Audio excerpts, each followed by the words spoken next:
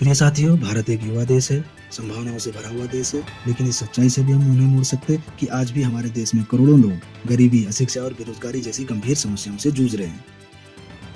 ये तीनों समस्याएं अलग अलग नहीं बल्कि एक दूसरे से गहराई से जुड़ी हुई हैं।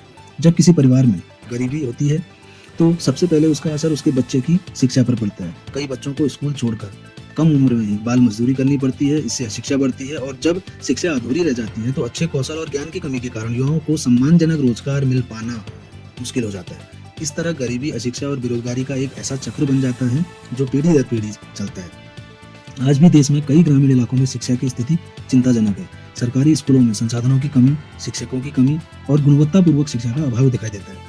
दूसरी ओर लाखों पढ़े लिखे युवा भी नौकरी के लिए दर दर भटक रहे हैं। डिग्री होने के बावजूद भी रोजगार के अवसर सीमित हैं।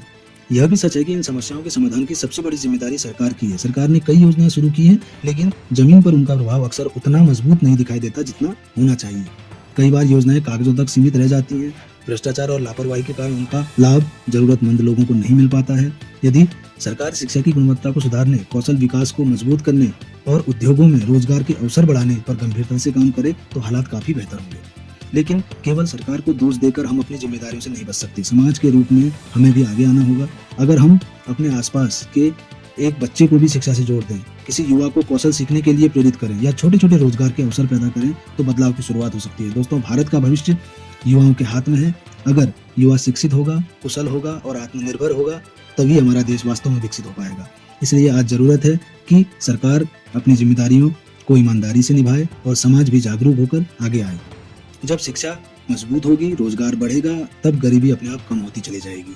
आइए हम सब मिलकर भी एक ऐसे भारत का निर्माण करें जहां कोई गरीबी और मजबूरी में अपनी शिक्षा को न छोड़े, कोई युवा बेरोजगारी से निराश न हो और हर नागरिक को सम्मान के साथ आगे बढ़ने का अवसर मिले। साथियों, यह वीडियो अगर आपको अच्छा लगा हो तो लाइक और शेयर करें, जिससे कि सभी तक देवभूमि का यह संदेश पहुंचे। चैनल को सब्सक्राइब करके कमेंट करके अपनी राय रखना न भूलें, जिससे कि आगे का वीडियो बनाने में हमें मदद मिले। धन्यवाद।